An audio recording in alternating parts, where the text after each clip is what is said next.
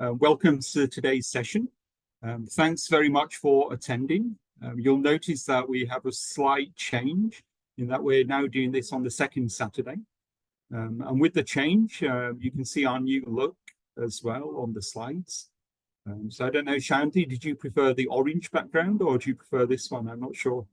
No, I like this one better. Oh, really? It's a lot cleaner, isn't it? Yeah. So as we launch these new slots, we'll be doing it on the second Saturday now, our usual webinar. We've got exciting things happening in the old slots, 4 p.m. on the fourth Saturday. So it's me and Shyaonti yet again. Welcome, Shyaonti. Hi, Kalpesh. Very nice to be here again. Yeah, hopefully the weather holds up. Myself and Shyaonti both had the same problem of a bit of cloud cover. So we're both on our backup systems. But touch wood, they'll stay in place for the next hour or so.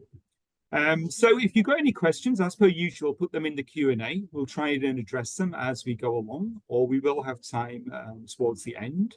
And we will be asking you various things, and we welcome your participation on the chat window. So over to you, Shyaonti.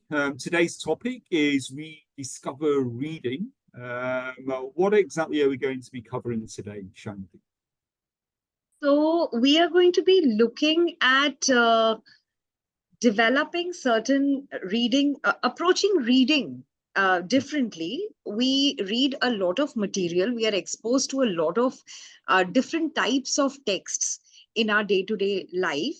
But we are going to be looking at some of the reading sub-skills in a very conscious manner and do some activities and then reflect as teachers and educators as to how we can structure a reading lesson plan and then develop these sub-skills in our students. Okay. So like the outline says, sorry, am I audible, Kalpesh? Yeah, you're audible, Shyaonti. I was just going to say, are we going to focus on one particular aspect of a reading text? Because obviously reading, we have a lot of texts. We could have narratives, we could have stories, and we could have other aspects. So are we going to focus on one in particular in this session? Right. So we're going to be looking at poetry today, reading poetry, and developing reading sub-skills through poems, using poems as the input text. And I suppose we're going to be looking at these four main things then today. Yes, yes. So it will be an introduction to reading sub-skills because regardless of what we read or whether we are formally exposed to reading sub-skills or otherwise, we do employ a lot of reading sub-skills in our everyday life, right? So today we'll be looking at those sub-skills, we'll be identifying them and then reflecting on them as teachers. So the pedagogical components, and then also be looking at how we can go about structuring a reading lesson around a poem. Okay, great. Oh, okay, so I'm going to be doing the 90-second test with you. I would like all of you to have a pen and a paper handy because you will have to have these two things with you. This is called the 90-second test. All you have to do is you have to read the instructions that will appear on your screen one at a time and at a normal pace and do whatever the instructions ask you to do. All right. So are you ready? So Kalpesh, now we can show them the instructions. So I'll just go back and then I'll start the 90 seconds again. Okay. Here we go.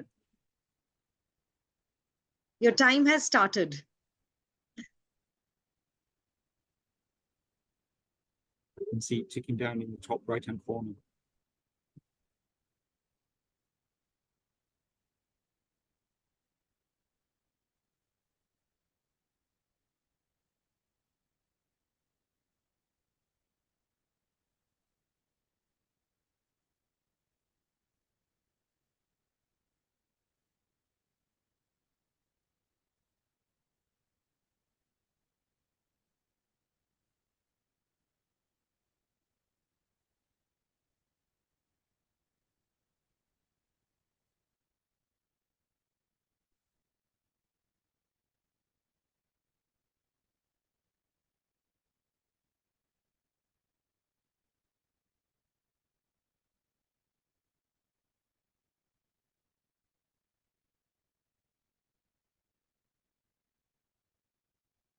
So I'm not sure if the timer's on, Kalpesh, because I don't see the clock ticking.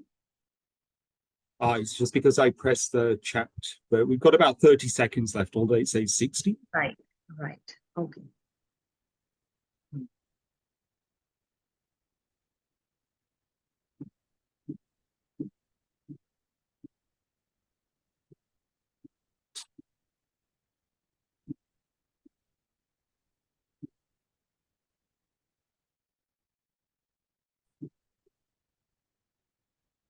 I think maybe I can count down now. It's 10, 9, Right, 8, 7, 6, 5, 4, 3, 2, 1. And that's the time up.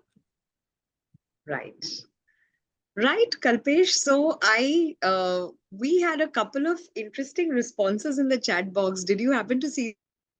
No, because I stopped the timer, unfortunately, but as long as you saw it. Right. So, teachers, did you follow all the instructions? What was the takeaway from this test?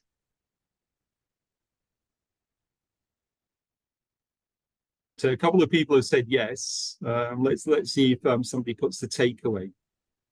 So what was the focus of this? Spirit says concentration. That's good. Mm. A couple of people have actually And said the answer. Just do the couple initially. yeah, Reading comprehension. so I'm pleasantly surprised because normally people, normally they will start doing whatever the instructions say without going through all the instructions, which is what we end up doing most of the time, right? We read and then we presume the rest.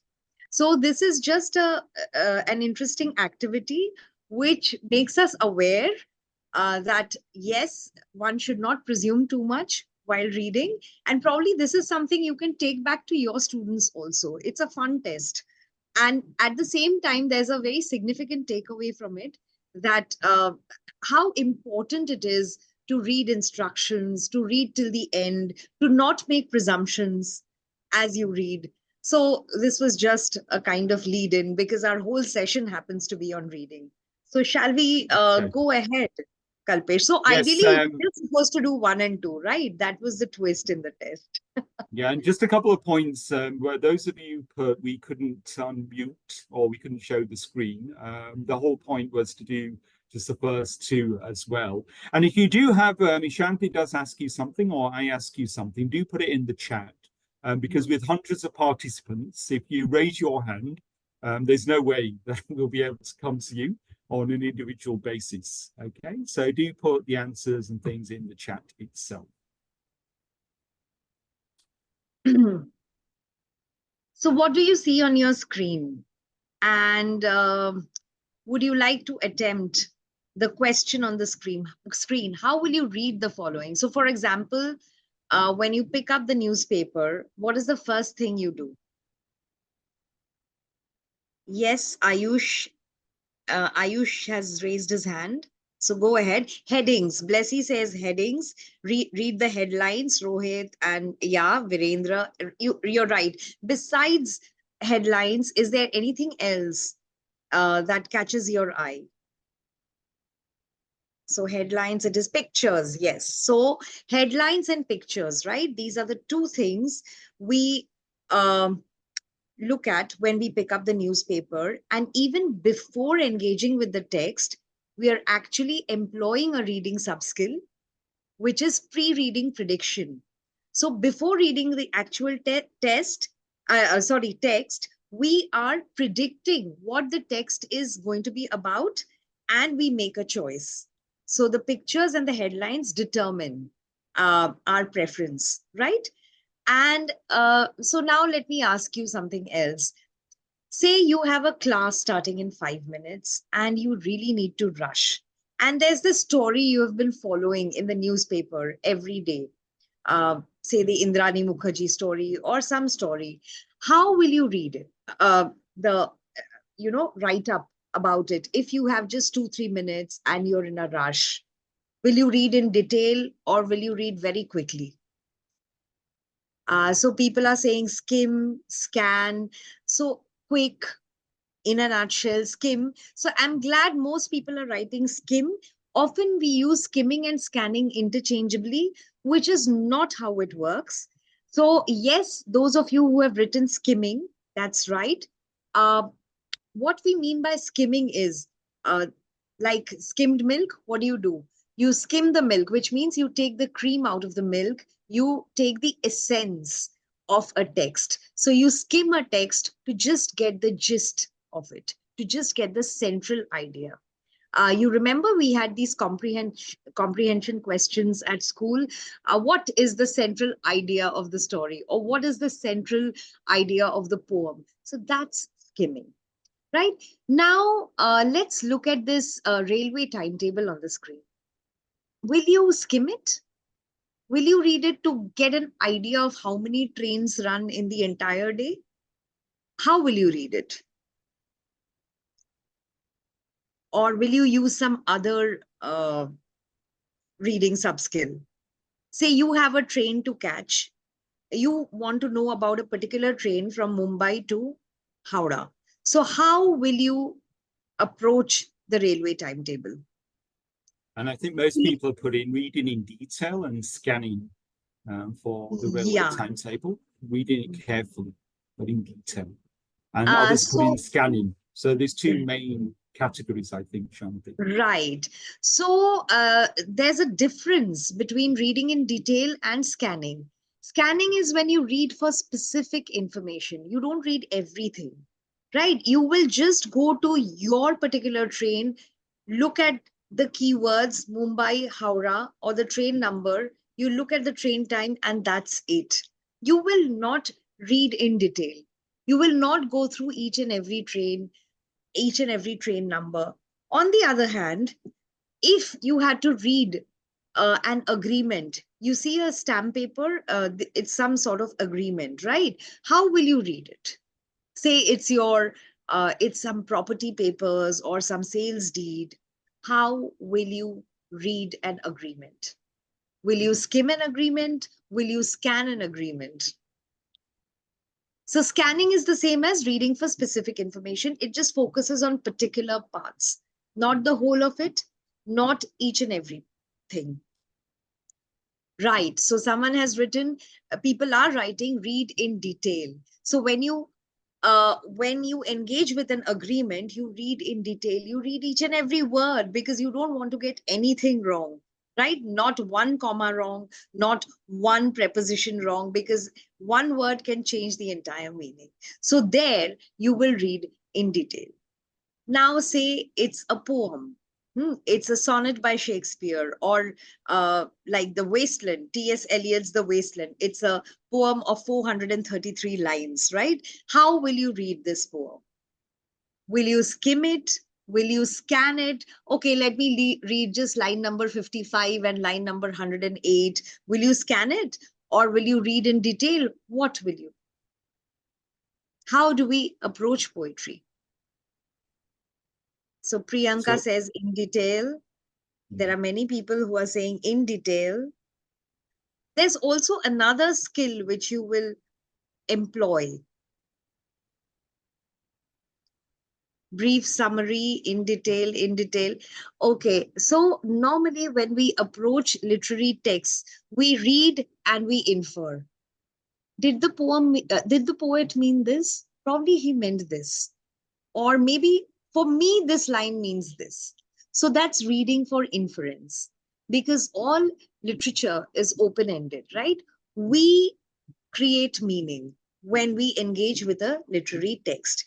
So that is a more complex and more sophisticated skill of reading as compared to reading in detail and reading for specific information. When you read for inference, it's a higher and a more sophisticated skill. So there are many more reading subskills which we are going to look at in as the session progresses. But this was just to give you an idea about how we apply these reading subskills unconsciously in our day-to-day life, because we engage with these kinds of texts, right? So, I think a Kalpesh, you couple of want to add people, something? No, just a couple of people on the chat did mention reading between the lines, which I think for poetry Yes, reading for is inference. crucial. So I think Symbolic Britt and meaning. somebody else, yeah. Hmm. And you talked about the inference again. So shall we go on to the next one? Yes, yes, absolutely. So we are going to read a poem today. I would like you to take a good look at the picture on the screen and make a guess. Which poem are we going to read? You need to predict. Oh, bang on. There are so many teachers writing The Road Not Taken. So, yeah, They've got the that's right. poet, a couple of options on the poet, though, I think, on that. So maybe we can go on to maybe doing an alternative then as well, because as everyone mentioned, that was the poem itself. But we put another question here about the title itself. So we know the title is The Road Not Taken, but can you come up with an alternative title to this one? Okay. So this is the excerpt we've got there. So can you come up with an alternative title and put it in the chat? I think somebody already had an alternative one, A Walk in the Woods, somebody put for the original one. But has anybody got any other ideas? If you do put them in the chat. We've got Stopping by the Woods. What's 2 ways? Where should I go? Interesting. Oh, that's a nice one. Sojourn to the Unknown. A bit of rhyming there.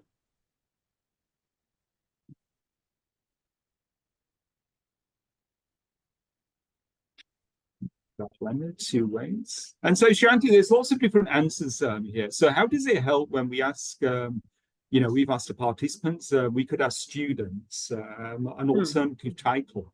What's the benefit of doing something like that? So the idea is to get them to familiarize themselves with the text very quickly. So the first round of reading or the first round of engagement with the text has to be very quick. And there has to be an intention, a purpose behind reading. You can't just tell them, okay, read this. How do you ensure that they're going to read it? So read the poem and describe the mood, or read the poem and come up with an alternative title. That way, we're making sure that the students engage with the text. And it's, of course, a just reading question, right? Just to get a general sense of the text. So normally, Shyaonti, when we have poetry like this, we have it in all course books. There's usually the questions that follow. And I think most teachers just group them into either appreciation questions or comprehension questions. That's right. But I think we can actually analyze what you were talking about earlier, the sub-skills. So if we take this poem we've just done, here are a list of questions that we could have for The Road Not Taken. But if you look at this list of questions, perhaps teachers, if you can put in the chat, what sub-skill of reading do these questions actually point to? And you can choose any one. There are 10 questions on there, but can you put in the chat what types of sub-skills are involved when you're answering these types of questions? So let's see what you come up with. So you can put the question number and the sub-skill, corresponding sub-skill. We've already done the first one where we identified it as a gist reading question. So 1 is reading for gist. Similarly, if you could guess the reading sub-skill for the others. Let's see if we get any responses, Shyaonti. Otherwise, we can give them a helping hand. Right. I'll just check. Question 8 was decision making. This is Question 8. Okay. Question 2. There is no question 11. Yes. Question 2 is scanning. You're you're right, Hema. Question 3. No. Okay. So question 2, brainstorming. Should we give them a helping hand, Shyaonti? Shall we? Right. I think we need to. Could you just show them? Probably we could just show them the options. Yeah, right. So you need to, Kalpesh, Can we just tell them what they're supposed to do? Yeah, so we've got 5 options here. You can see on the top right-hand side. And so we've got the gist as option A. So maybe you can put the number and what reading subskill is involved there. So I think the top 3 we're familiar with, gist, specific information, and inference. We've talked a little bit about them already. But if we're looking at poetry in detail as well, I think the bottom 2 come into play quite a lot, the linguistic elements that are involved. And often when we're doing poetry appreciation, that is a big focus area for the questions that follow. And also some literary elements, because poetry allows you to portray a lot of these. So once again, if you can match the letter or the numbers to these letters, and you don't have to do 1 to 10, just do one that you think you know the answer. Let's see what you come up with on that. I think the most popular one is the 6th one. Everybody's put in literary element for that. We do have the gist for the first one. Again, the last one, they put in literary element, a couple of people. There is an inference one on number 8. I think the important thing, Shyaonti, is for it to make the teachers think about it. Don't just look at the questions after a particular text. Just think, okay, what are we actually testing on that? Exactly. And sometimes it goes beyond understanding. So shall we take this one by one, and maybe you can talk us through each one? I think we've done the first one about the gist and general meaning. What about the second one? So as someone rightly pointed out in the chat box, this is reading for specific information. This information is given in the text, in the poem. So we know that the traveler, the narrator, took the less traveled road, right? Mm-hmm. So it's there, and it's in line number 3 or 4 in the first stanza. So it is reading for specific information. And like I said, it's a less complex reading subskill.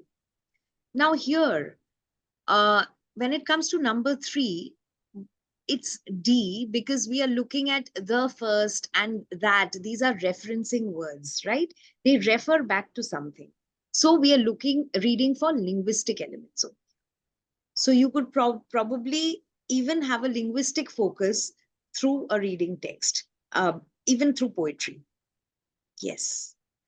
Number 4 is again reading for specific information, because we know what the narrator did. He took the road less taken, right? He saw 2 roads diverging in a yellow wood, and he took the one less taken. Number 5, why is it A?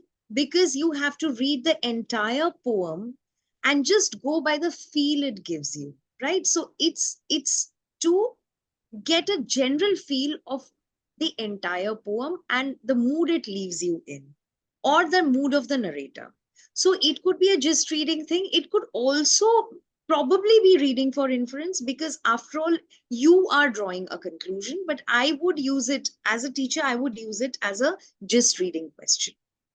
And I think that's always interesting, isn't it? The narrator's mood, because you know, you can see in a lot of course books that some poems are put to song, some are done with visual elements, some are done with videos. And if you don't have the text there, you can get some of the mood just from the visual element. And we'll look at that a little bit later, I think. Yes. So yes, very good. Those of you who have written number 6, who have identified it as reading for inference, because if you look at the word sigh could be a sigh of relief, or it could be a sigh of regret. We really don't know. We don't have access to what the narrator is thinking. So here, this is what meaning making is all about. And this is how meaning making happens when you appreciate poetry or when you're reading a poem. It is the reader's inference, right? So I'm inferring, I want to infer that it is a sigh of relief, and I will substantiate it with the help of the text or with whatever I have to say. Or I might just say, no, it's a sigh of regret. And then I will go ahead and justify my choice. Number 7 is, as I was reading in the chat box, some people have identified it correctly as D. Yellow wood, trodden black. So when you focus on particular phrases and a specific way in which vocabulary is used, you're reading for linguistic elements. Number 8 is again an inference question, because we don't have an answer for this in the text, right? So it's mostly a subjective response, which is going to come from the student's end. And number 9, likewise, is again an inferential question, right? So do you see how where there's a need to justify, to explain, to rationalize a choice? This is a more complex kind of subskill, and that is why reading for inference is a more sophisticated reading. And the last one is E, because we are talking about metaphor, and that metaphor is a figure of speech, and it's also got to do with the symbolism in a poem. So we are reading for literary elements. So do you see how a single poem can have so many focal areas, and the way you design the questions or the tasks will determine what subskills you are trying to focus on. And we have put a question at the bottom there, Shyaonti, about where we put, is the imagery used in the poem a metaphor? How, and how else this can be used. So maybe you can say a little bit about that, what more we can do with that one. Right. We can actually use it as a lead-in, the way I used it. When I spoke about the newspaper thing, we did talk about pre-reading prediction. So it's a great way if you can take up a text and you can figure out the central metaphor of the text, and you can translate it into a visual and present it to your students, and then elicit from them and make them predict. I think it's a lovely way of leading them into the text. And it's also useful for different, the way different people learn as well, rather than just text-based, that That's imagery, right. because some students do find that more beneficial than just having a text-heavy session Yes, on there. that's right. So, yeah. Now, Kalpesh, would you want them to do this exercise? I think it's just to give the idea. I think we can move on. When we've got the text and we've got the different stanzas there, there's so much you can do with it. So if we are thinking about reading and the sub-skills involved, obviously when you've got a course book, you're limited by the questions that are in the course book. But it doesn't mean to say that you can't go beyond that course book. So if you have this particular poem here, and we're deciding to focus on different sub-skills, whether it's looking for specific information, I think a good test for students to do is, can they create questions rather than have questions given, and swap them? You can get them in pairs, you can get them in groups, and do some intergroup work. So you could ask one group, can you come up with a question that relates to specific information on each one of these 4 stanzas? Another group, can you come up with an inference question? Also, deducing meaning from the context that you've given. So what that has the ability to do is you can tailor it according to the strengths and weaknesses of students themselves. So if they're maybe at a weaker, lower level, or maybe not even interested in poetry itself, maybe you can focus on things like specific information, scanning for that information, skimming what's the general meaning, etc. And the higher level students, maybe you can ask them to come up with questions on the inference. So I think the key thing is to go beyond the text. And another easy way to do that is this, isn't it, Shyaonti? To paraphrase a particular stanza. So maybe we could ask them to do one of these. If any of you can paraphrase any one of these 4, feel free. Maybe put it in the chat box as well. And how does paraphrasing actually help us, Shyaonti? Or more importantly, how does it help students? if they paraphrase particular texts. Right. So A is we are aware that poetry uses a different kind of language, right? Which we also call poetic license. Poets are known to use language very differently. So when students are paraphrasing, they are actually uh, bringing the context of the poem in the realm of regular language. That's one thing. They're also developing their writing skills, the skills that are required to explain, to sort of infer, because when they are paraphrasing, naturally they're also using their reading for inference skills, right? Because they'll have to read and infer. They'll be looking at synonyms. So, for example, a particular word is used in a stanza. If they're paraphrasing, they might want to replace that word with something else. They might also be deducing meaning from context. It's not necessary that we understand each and every word that is written, but if we can get a general understanding. So there are certain words that we might not be able to comprehend, but we can apply the subskill of deducing meaning from context. So guessing meaning from context, and that also goes into paraphrase. I So think there this are is a multiple crucial one, skills isn't it? that are Yeah. being practiced here. I think from what you said, Shyaonti, this is a crucial one because the students are putting it in their own words. And by default and definition, that means, oh, we know they've understood it. Okay, because all these questions and focusing on sub-skills can direct them into various elements. But if they actually paraphrase a whole stanza, then you know, yes, they've understood. And if we take some examples, that the first one here, we just put it in everyday speak. And so they know, okay, this is what it actually means. Would we put it like it's in the poem? Perhaps not, but you can deduce from this that, yes, the student understands what this particular stanza is all about. And they can go into as much detail or as little detail as they want. So here we go on about the seasons. We can talk about the colors. And we talk about the depth of the foliage as well. Not every student will do that. It just depends on their own ability.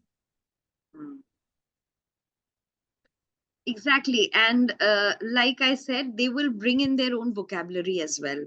So yellow wood becomes autumn. So that's inferential again, right?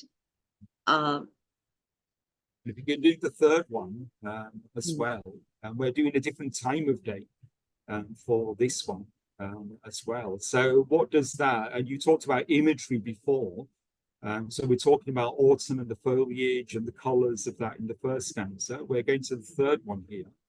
And what's their own perception? What's their own feeling of what a morning is all about? So can they allude to that? Can they think about it with utilizing their own experience as well? And the fourth one, it just goes beyond the poem a little bit as well. And that's the real interpretation of this particular one. So I think paraphrasing a key requirement, and it doesn't matter the level, it doesn't matter the grade. You can do it for a lot. So perhaps you can just reflect on what we can do with this sort of process, Shyaonti. So if you now put on your teacher hats and think of the stages, it's half an hour? Yeah. So the past half an hour. So firstly, you attempted the tasks as participants where you were introduced or just made aware of the various reading subskills that are a part of our everyday life. And then there was this engagement with the poem. There was a visual. There was a lead-in. The visual acted as a lead-in where you responded as students. Then you wore your teacher hats and you reflected on the subskills that each question focused on. And then the second part of it, where it wanted us to again come up with questions which could focus on a different reading subskill. So that's broadly, that was the structure so far. And I think what we can do now is, we can look at, let's say, 3 distinct levels and 3 distinct grades. We'll look at a lower grade 1, grade 1, 2, let's say 3, we'll look at the middle grades, 4, 5, 6, and then the higher grades as well. And we can see how we can adapt it and just tweak it, okay, depending on the grade. And we can also change this order a little bit. So where we've got on the screen, tests were attempted by participants first. We can actually get away from the text. We can do it in a slightly different way. So what we'll do now is we'll show you 3 examples about different ways to approach this. And it doesn't have to be the same approach all the time. So first of all, actually the extension activity. Maybe we can just talk about that, before we look at 3 examples. So this is an interesting activity where reading leads to, reading is a receptive skill, right? So far, it was an engagement with the text. There was a pre-reading and while reading engagement. Now, what about post-reading? The students have already read the poem. So this is a hit activity. It's a very successful activity, which I conduct in my classrooms. It's called hot seat. So what you do is, so for example, if it's this poem, there are 3 characters here. We have the narrator, we have the road that is frequently taken, and the road that is not taken. So you either nominate 3 students from your class, or you ask them to volunteer as these 3 characters, and they come and take the hot seat. So these are the 3 people who are going to be interviewed, and the rest of the class are the interviewers. And you tell the rest of the class to ask any question that is crossing their mind with respect to what they have read. So it could be, there could be things that they're curious about, right? For example, a question to the road not taken could be, why do people not choose you? And then it's on the person who is sitting in the hot seat to respond. So through this, what happens is, or say somebody asks the narrator, because we don't know what the narrator feels, right, till the very end. So an interviewer asks the narrator, how do you feel after all these years? Do you regret not having chosen the frequently taken road? Or are you happy with your journey? What did this road lead to? So things like that, Or the popular road could be asked, how did you feel when the narrator did not choose you? And it turns out to be such a fun activity. And every time you do this activity, it's going to be different, because the responses are not standard responses. They're very subjective. So these could be some of the areas that you might be focusing on through this activity. A is that you give a lot of practice to your students in question framing, because a major part of the class comprises the interviewers, right?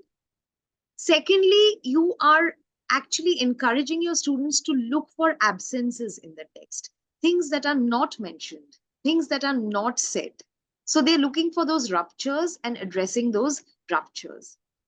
It's a fluency exercise, right? So it's reading related to reading resulting in speaking. So they are speaking, but because it's the framework of a very interesting activity, they are not very conscious of the volume of language that they are producing. It also encourages critical thinking, creative responses, so critical thinking and creativity and communication if they're discussing with each other and framing questions, right? It gives space to multiple interpretations. So one text leads to the generation of multiple texts, multiple narratives. And it gives students a first-hand experience and makes them understand what is meant by an open-ended text. Because we keep saying open-ended, but what we do as teachers of literature is we try to teach a poem. And you can't actually teach literature. At the most, you can just give your version and your understanding of a particular text. You can present your understanding. But to say that my understanding is the only understanding is not the way to engage with literature, right? And this gives students a first-hand experience of how all literary texts are open-ended. Yeah, and I think, Shyaonti, while you were talking, lots of great things came on the chat there. And a lot of people said about the communication skills, but also the different levels of students, because they all have a role to play in that. And it is to create more openness, as you say, but it's more makes poetry more approachable for students, because we're integrating those 4 skills. Rather than just dryly doing a poem and a text and some questions at the end of it. So there's a lot of scope for this, and utilizing it as an extension activity for a lot of the poetry that we do. And what I was mentioning before, let's look at the 3 grades there. Obviously, we start off and we have a normal textbook, and then you have a poem, but you can introduce this in so many different ways. It doesn't have to be the same way all the time that you do this. So, for example, a lower, let's say grades 1 or 2, this is a nice poem, but you can easily do this visually as opposed to whoops.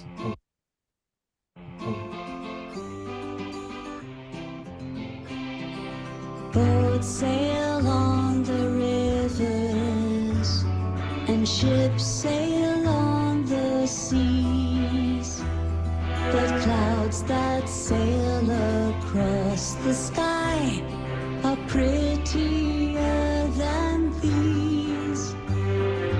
There are bridges on the rivers, as pretty as you please, but the boat that bridges heaven and overtops the trees and builds a road from earth to sky is prettier far than these.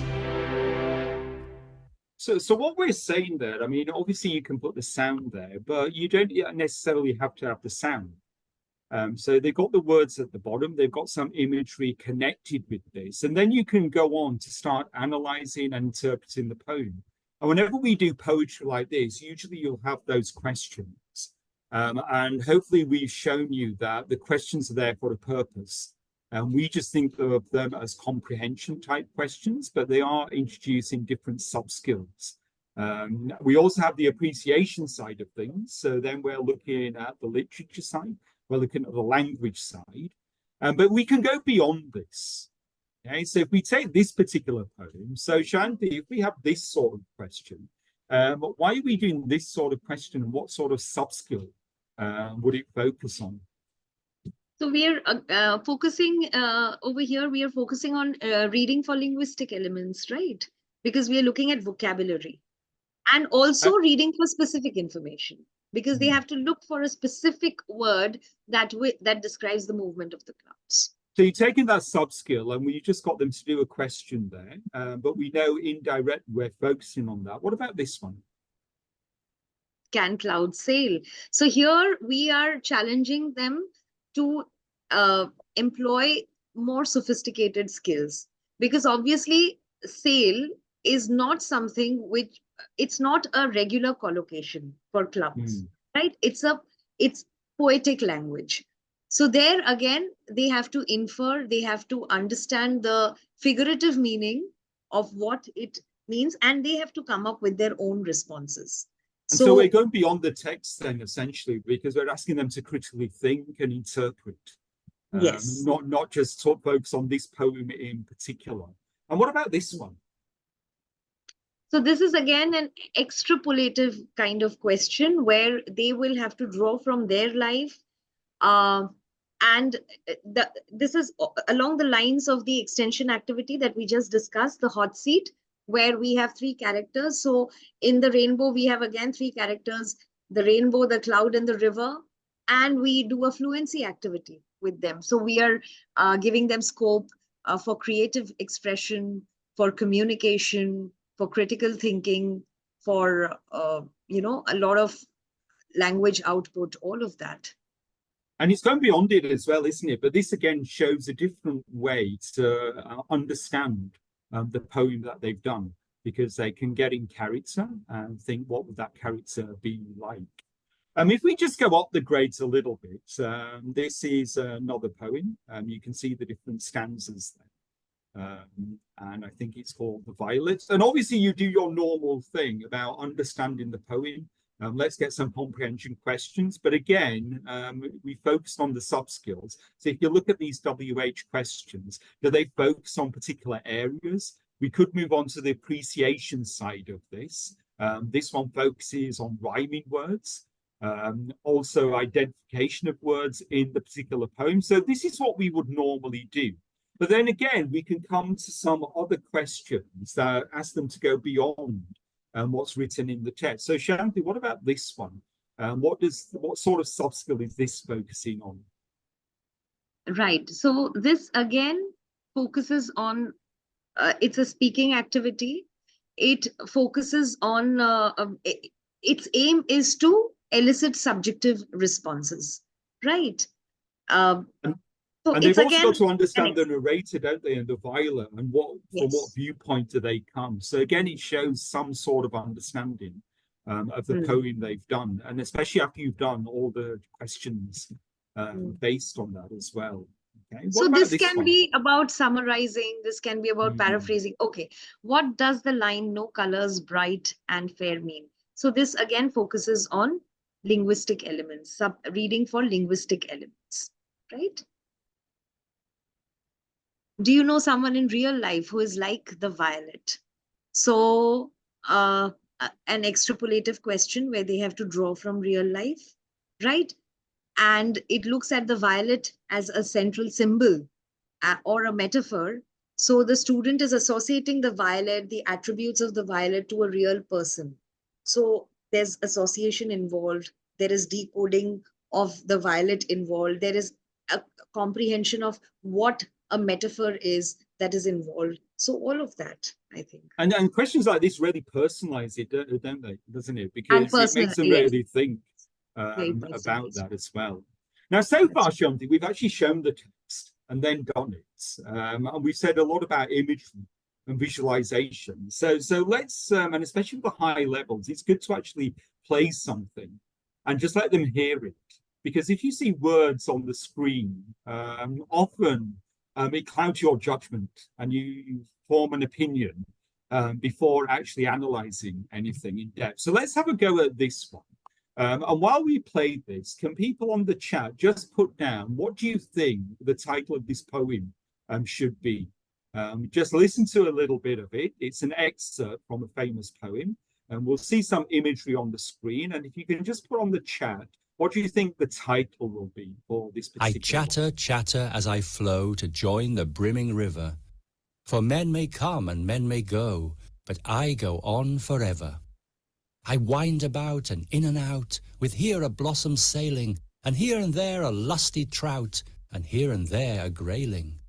I steal by lawns and grassy plots, I slide by hazel covers, I move the sweet forget-me-nots that grow for happy lovers. I slip, I slide, I gloom, I glance among my skimming swallows, I make the netted sunbeams dance against my sandy shallows. I murmur under moon and stars in brambly wildernesses. I linger by my shingly bars, I loiter round my cresses. And out again I curve and flow to join the brimming river, for men may come and men may go, but I go on forever. Okay, so do we have any answers in the chat for this particular one? Yes, half unspoken. A lot of people have put the correct one as well. Okay, identified who it is as well. Lots of them identified it correctly. A couple of others have got the right sort of theme, but perhaps not actually the one. Yeah, so it's quite a famous one, The Brook by Lord Alfred Tennyson as well. And there you can see that one. But it's just a different way of getting students involved in the actual poem itself. And obviously you have that, and then you can go beyond that. And again, we can come back to these questions that we've been talking about and focusing on particular sub-skill. And we can do it, you know, what does a brook lead to? And it's all about that interpretation. an extrapolation a little bit. So they must have understood what it is first of all, and then go beyond that. Okay, again, a little bit more on the analysis side, and talking about a particular aspect of it, so the movement. And maybe they've made the connection with the visual element and the text when they're doing something like this. I think we come to understand, Shyaonti, this is a general one that you can do for a lot of poems. This is a just reading question, right? So that again, yeah, I mean, that's across the board, I think. And this is an interesting one because it was like the paths you said earlier, an option. So this is given some sort of other option, whether it's about movement or being static as well. And it's all about not the answer, I think, Shyaonti. It's about getting to the answer. Getting them to think. It's a hypothetical question, right? Which it's unreal. It can never happen. But getting them to start imagining.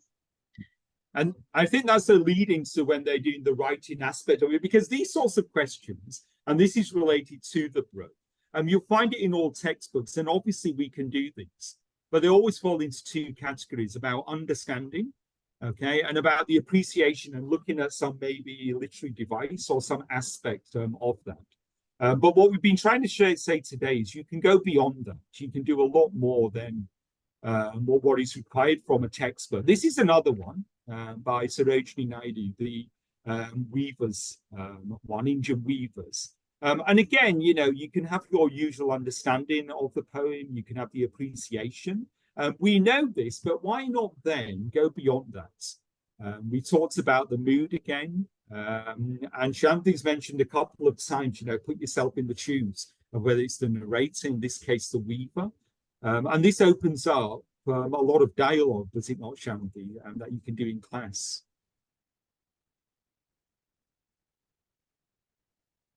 And just some further examples, I think, of them. So hopefully what we've done today is, you know, take you beyond the normal poem and think about how can we actually utilize sub-skills and put them into questions.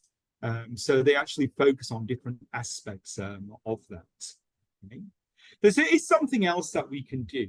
If we look at one poem, and we'll just finish off here because I think times are pressing for that. You can do different types of activities. And these are not poem specific. You can do these for almost across the range of all poems. And this is taken from a nice article by a lady called Sharon Verster. She's a teacher trainer, materials writer in South Africa. So why not read the first 4 lines and then discuss what you think the poet did, in this case, as an astronomer. And so what's the benefit of doing something like that, Shyaonti? Just reading the first part of it before you read all of it. So it is like a prediction task, because you're not exposed to the entire poem. You look at a part of it and you predict the rest, and then it develops an interest and a curiosity in the student to engage with the text. So it motivates the student to look forward to the text and see if what they predicted aligns with what the text has to offer. Yeah, and you can do it in step-by-step manner as well, which helps a lot of students get involved in the poem itself. This is another interesting idea where you just show the first couple of lines, and maybe this could be done as a review. Then the rest of it, okay, you show them up, but you sort of change the order. So they've got to resequence that. So it's a classic reading text orientated one, but you can definitely do it for poems. And again, Shyaonti, what's the advantage of doing that, reordering the text and asking them to put it back together again? So you are enabling them to establish a connection. So it's a great exercise in understanding the structure of a poem, in understanding the connection between the lines, the ordering, and then presenting that order. And even if it's not what the poet's order is, they can, if they are able to justify it, that this is why I think this comes after this, then it is, again, they are creating meaning, right? They're contributing to the making process. I think something like this is very useful with those stanzas. You know, if it's a longish poem, you have the different ones. They can just reorder them and see the continuity as well. So it's a different way, as it says, reconstruction, but to actually make sure students have understood something as well. And now a lot of poems, you can pick out specific information, because if you want to do something further on this. So here we've got 5 specific points there. And we've said there's 2 basic parts of the poem there. The first 4 lines and then the second 4 lines. And this allows a nice contrast to develop. So how does that help a student, Shyaonti, if they're contrasting different parts of a poem? So what happens is here, they are engaging in detail with the poem. They are looking for specific information, and a tabular kind of a collation of information is great. And then this data can be used for other subskills, right? So for example, comparing, contrasting, or bringing in data from real world and then comparing it to the table. Things like that. And it also dissects, I think, maybe sometimes a complex poem into manageable yes, chunks. Breaking it into comprehensible chunks, simplifying it. Yes. And this is like an extension of that if you're doing the analysis part of it. So in this one in particular, you can divide it into distinct halves there. And we were talking about paraphrasing earlier. This is sort of similar, labeling each of these halves. So if it's the lecture room and upwards, and then how soon unaccountable I became tired and sick, down from that, how would you label? And that's another method of understanding this particular poem. Again, a gist reading. Yeah, and the questioning is interesting because you have 2 sides to that. So when a teacher's formulating questions, Shyaonti, what sort of things should they focus on? So in this particular poem, we've listed some questions, but how does the teacher decide, okay, these are the types of questions I should be doing for this particular poem? So the teacher needs to, firstly, she needs to make a list of her own as to which sub-skills is she looking at developing in the students. Also, she needs to grade the questions. Grading means to either raise the difficulty level or to simplify, or to bring it down as per the proficiency or the competence of her students. So these should be the determining factors in designing task types for students. And I think you can do the flip side, which many people don't think of. And we alluded to this earlier, doing the student side. Because a good way to interpret is get the students to do it themselves. So when you go back into class in the coming week and you are doing some poetry, maybe not just get the students to answer the questions, but also can they actually do their own questions and swap them with different partners, swap them with different groups as well. And what benefit would that have for students, Shyaonti, if you do that, get them to originate the questions themselves? So that it's a great exercise and initiative in promoting learner autonomy, I think, right? And also peer teaching and peer feedback. And also it shows a degree of understanding, because if you've done the question, you've definitely got to do the answer. Right, and checking understanding on the teacher's part. Yes. Okay, I think we can pause there. Everyone. So Shyaonti, thank you as always.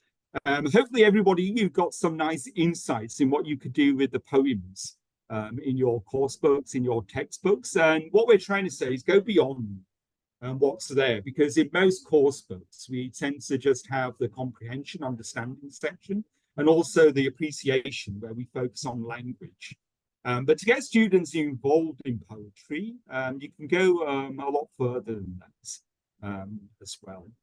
So, Shyaonti, thank you as always on that. My pleasure. Thank you so much, Kalpesh. It's always such an enriching experience being able to do this with you. And thank you, teachers, for constantly responding.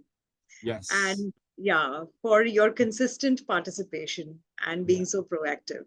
So and thank you. Enjoy your weekend. And yes, sorry, you were saying something? No. I was just saying, just remember everybody, we're on the 2nd Saturday now. Okay, so the next one, I think, is 11th of May. And again, we'll do a topic that hopefully you can take inside the classroom and try it out yourselves. Okay, and always give us feedback on this, because it's good. We do these sessions, but it's always good to hear that you actually put the theory into practice.